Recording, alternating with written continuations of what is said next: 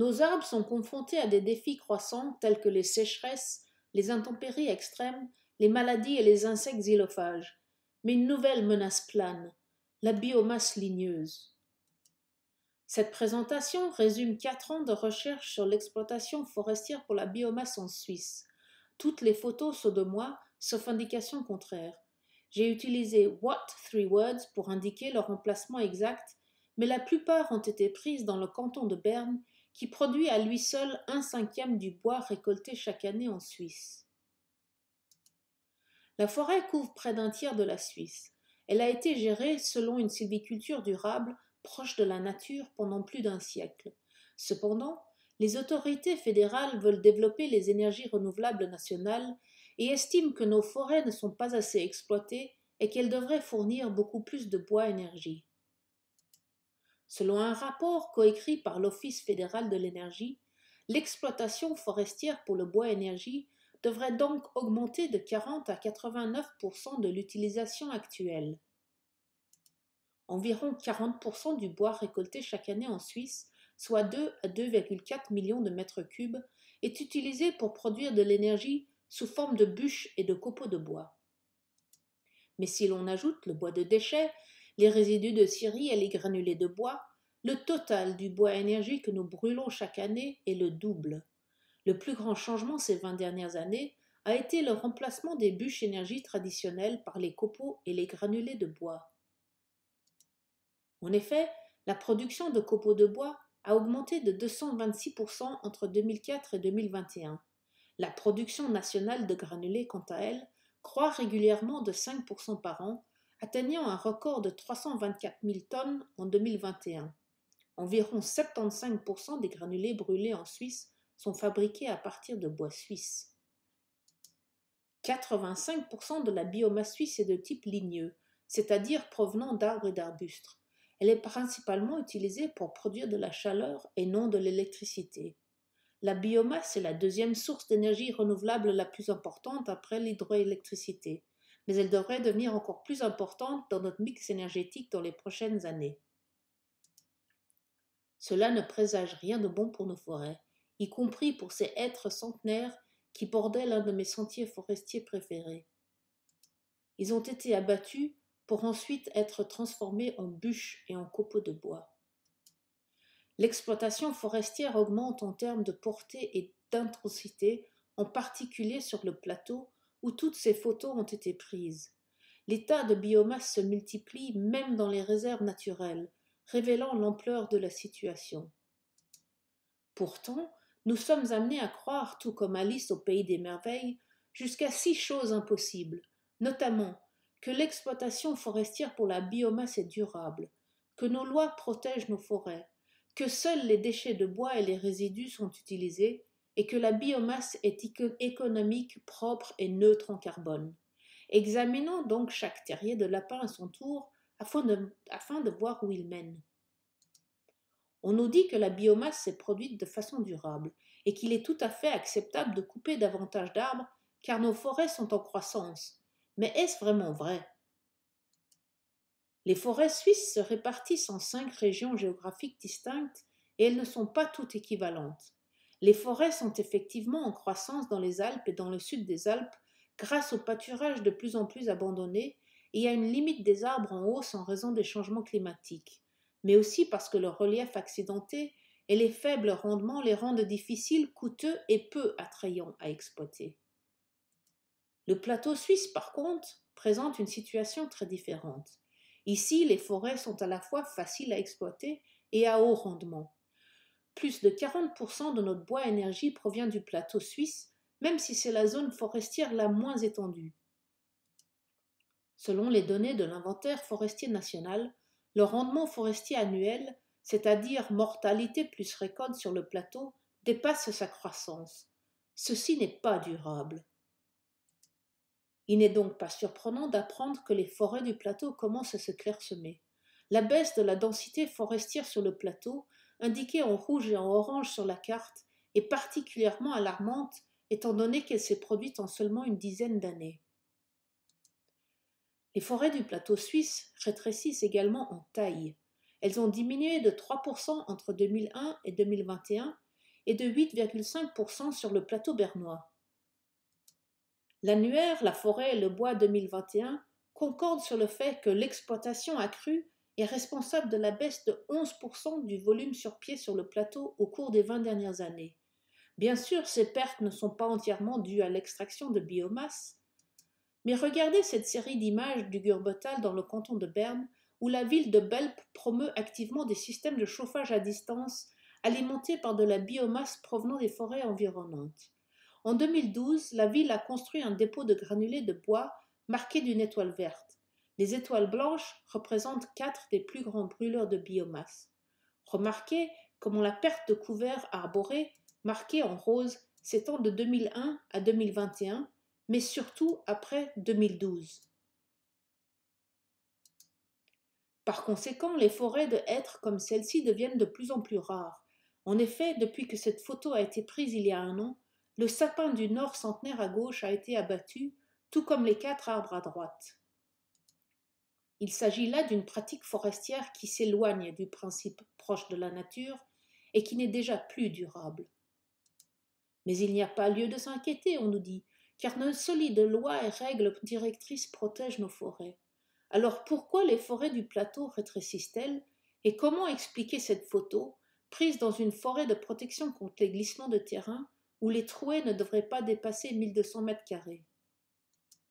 La première législation forestière de la Suisse, la loi sur la police des forêts de 1876, a été mise en place suite à des inondations catastrophiques causées en grande partie par une exploitation forestière excessive pendant la révolution industrielle.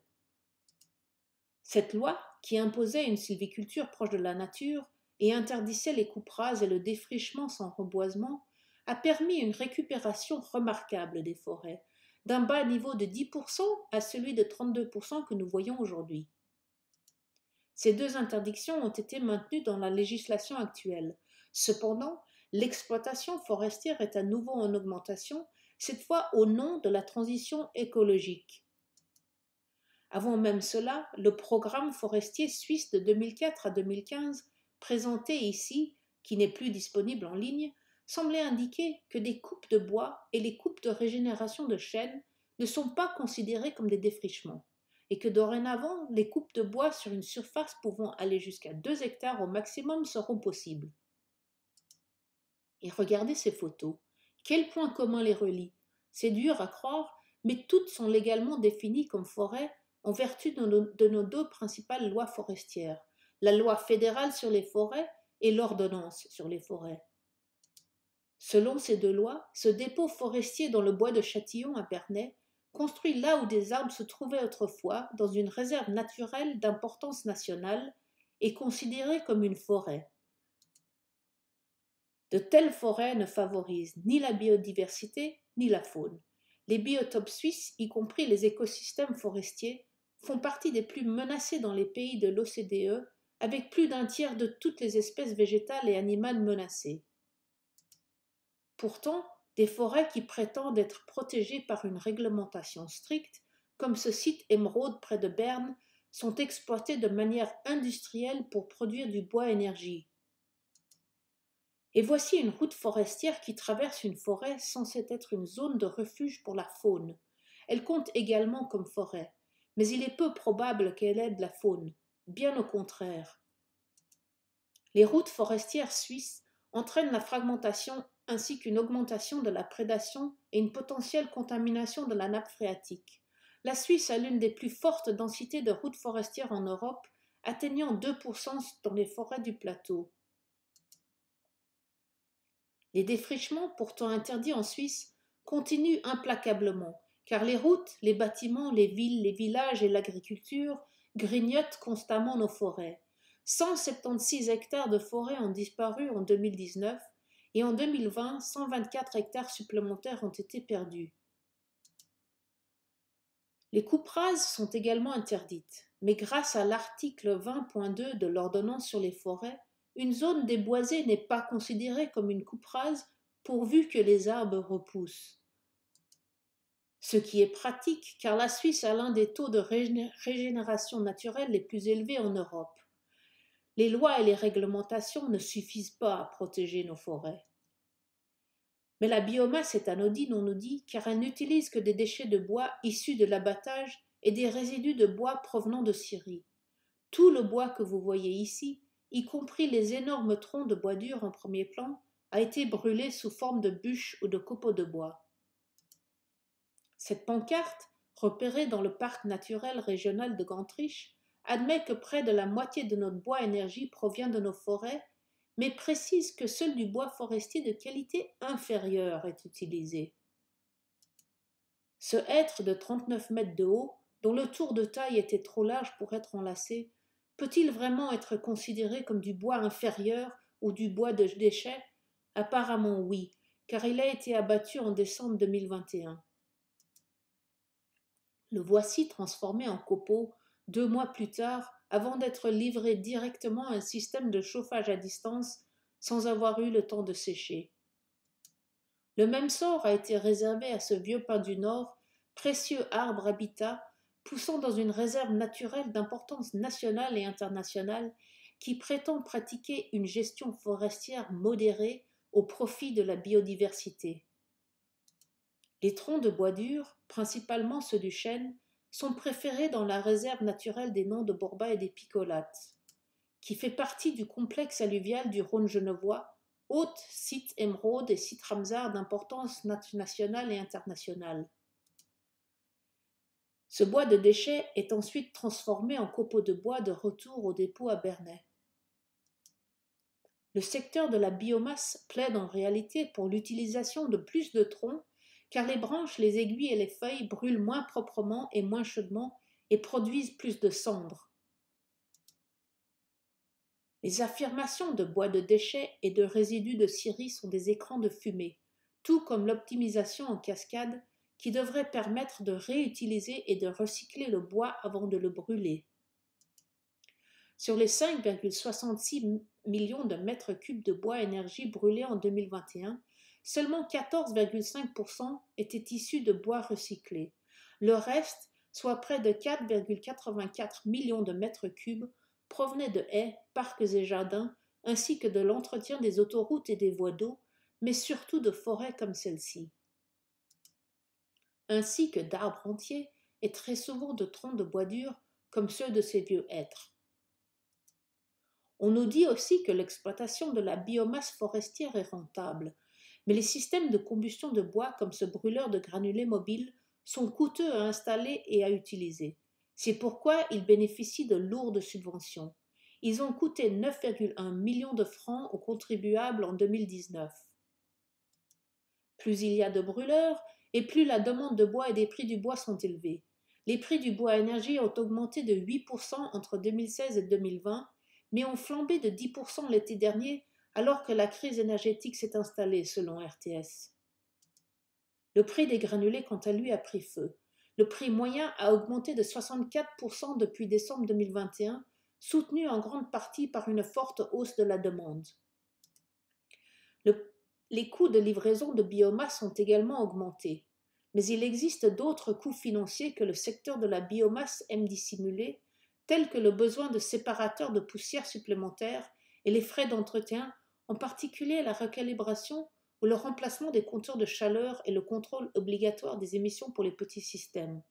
Les frais de gestion des cendres ont presque triplé pour certaines usines ces dernières années, car les décharges suisses sont de plus en plus réticentes à les accepter. Les cendres ne sont pas le seul rejet de la combustion de biomasse ligneuse. La fumée, les particules, les métaux lourds et les dioxines sont également produits. En effet, les arbres ne stockent pas seulement le carbone, ils capturent également les toxines qui sont libérées lors de la combustion, ce qui rend la fumée de bois aussi dangereuse pour la santé humaine que la fumée de tabac. Bien que les lois suisses régissant les émissions de particules fines soient plus strictes que celles de l'Union européenne, elles sont toujours 2 fois supérieures à la limite recommandée de 5 microgrammes par mètre cube de l'Organisation mondiale de la santé. La combustion résidentielle est particulièrement problématique car les émissions se produisent plus près du sol et les filtres ne sont pas encore obligatoires pour les installations de 13 à 20 kW se trouvant dans les maisons privées. Même les soi-disant poêles écologiques ont été montrés pour émettre 650 fois plus de particules fines qu'un camion lourd moderne, y compris à l'intérieur de la maison. Mais les conduits équipés de filtres ne sont pas 100% efficaces et d'importantes émissions et pollutions sont également produites pendant les livraisons de biomasse. Jusqu'à 7 remorques de copeaux de bois sont livrées chaque mercredi à ce système de chauffage à distance. Les tracteurs sont préférés aux camions, moins polluants et plus silencieux, car les véhicules agricoles bénéficient de subventions sur les carburants, alors que les camions non. La combustion en plein air, comme ici dans le parc naturel du Jura vaudois, est encore plus problématique et donc interdite. Mais cela n'a pas empêché la mise à feu de déchets de bois suite à une intervention civicole. 8 grands bûchers ont brûlé toute la journée et jusqu'à tard dans la nuit, libérant une colonne de fumée de 6 kilomètres s'étendant jusqu'en France. Les cendres de bois ne peuvent pas être éliminées dans les forêts ou sur les champs car elles contiennent des produits chimiques toxiques tels que l'arsenic, le mercure, le chrome, le cadmium et le plomb. Elles ont cependant été laissées dans ce parc naturel régional, bien que ce bois n'aurait jamais dû être brûlé en premier lieu. Les 75 000 tonnes de cendres de bois produites chaque année en Suisse par ces 600 000 systèmes de chauffage au bois sont mis en décharge. Il n'y a pas de feu sans fumée. Il n'y a pas non plus de feu sans dioxyde de carbone, ce qui est curieux, car on dit que la biomasse est neutre en carbone. Alors descendons dans ce dernier terrier de lapin, sans doute le plus profond de tous. Les combustibles fossiles sont nécessaires à chaque étape de la production de bois-énergie, du traçage et l'entretien des routes forestières, en passant par l'abattage et la transformation, jusqu'au transport de cette biomasse. Pourtant, le CO2 émis par les tuyaux d'échappement et les conduits de fumée n'est pas comptabilisé. Les sols forestiers suisses séquestrent généralement plus de carbone que les arbres qui y poussent. Du dioxyde de carbone est libéré lors de l'abattage et par la suite lors de la décomposition des branches et des racines, ainsi que par les micro-organismes du sol stimulés par la lumière et la chaleur soudaine. Pourtant, ce dioxyde de carbone qui s'échappe n'est pas comptabilisé. Les copeaux de bois mal séchés libèrent eux aussi du dioxyde de carbone, ainsi que du méthane, qui est un gaz à effet de serre encore plus puissant que le CO2. Aucun de ces gaz n'est comptabilisé. Et bien sûr, du CO2 est libéré lorsque le bois est finalement brûlé. Ce CO2 n'est pas comptabilisé. L'idée de neutralité carbone repose sur le fait que les forêts sont renouvelables et que les arbres qui repoussent reprennent le CO2 libéré lorsque le bois a été brûlé. Mais il faut quelques minutes pour brûler du bois et des décennies ou des siècles pour que les arbres repoussent. Selon l'Office fédéral de l'environnement, 1 mètre cube de bois stocke 1 tonne de CO2. Il faudra donc des décennies avant que ces jeunes êtres puissent stocker autant de carbone que cet ancien épicéa Douglas épargné lors de la dernière coupe a pu en stocker. C'est pourquoi brûler beaucoup d'arbres en peu de temps, en pleine crise climatique et de biodiversité, pose problème. Non seulement la majorité des arbres repoussent trop lentement pour compenser les émissions de CO2, mais il est important de préserver et de préférence d'augmenter les stocks de carbone forestier. Les forêts naturelles sont actuellement le moyen le plus efficace et le moins cher de retirer du CO2 de l'atmosphère, sans parler des autres services que ces forêts rendent. La production ligneuse est déjà la fonction principale des forêts suisses. Si l'on augmente encore la coupe, comment éviter que cela n'affecte les autres fonctions? Le Conseil consultatif des académies de sciences de l'Union européenne, qui représente 27 académies nationales de sciences des États membres de l'UE, ainsi que la Norvège et la Suisse, estime qu'il est simpliste de considérer la biomasse forestière comme neutre en carbone et renouvelable. Plus de 500 scientifiques du monde entier ont averti que la transition de la combustion de carburants fossiles à la combustion du bois est une fausse solution qui émet jusqu'à 3 fois plus de CO2 par unité de chaleur ou d'électricité produite que la combustion de carburants fossiles. Même l'Office fédéral de l'environnement met en garde contre le fait que les stratégies qui ne font qu'accroître l'utilisation du bois comme biocarburant ne sont pas efficaces du point de vue de l'équilibre du CO2. Les promoteurs de l'énergie biomasse soutiennent le contraire, prétendant qu'abattre nos arbres pour la production d'énergie est bon pour les forêts, le climat et le cycle du carbone. Ces arguments sont cependant remis en cause par l'abattage excessif et la combustion de pratiquement la moitié du bois coupé comme pratiqué actuellement sur le plateau.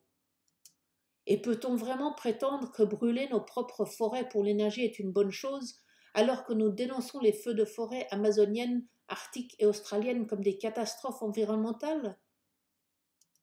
Chauffer au bois s'oppose à une transition verte visant à passer à des sources de chaleur propres et sans émission de gaz à effet de serre. Nos arbres et forêts accomplissent trop de services précieux et souvent méconnus pour être brûlés. Ne laissons pas le dernier rire au secteur de la biomasse. J'espère que vous irez creuser dans cette question. Genève a également l'intention d'accroître sa part de biomasse, et quand les sources locales de bois seront entièrement exploitées, elle a suggéré se procurer du bois en France voisine. Et après cela,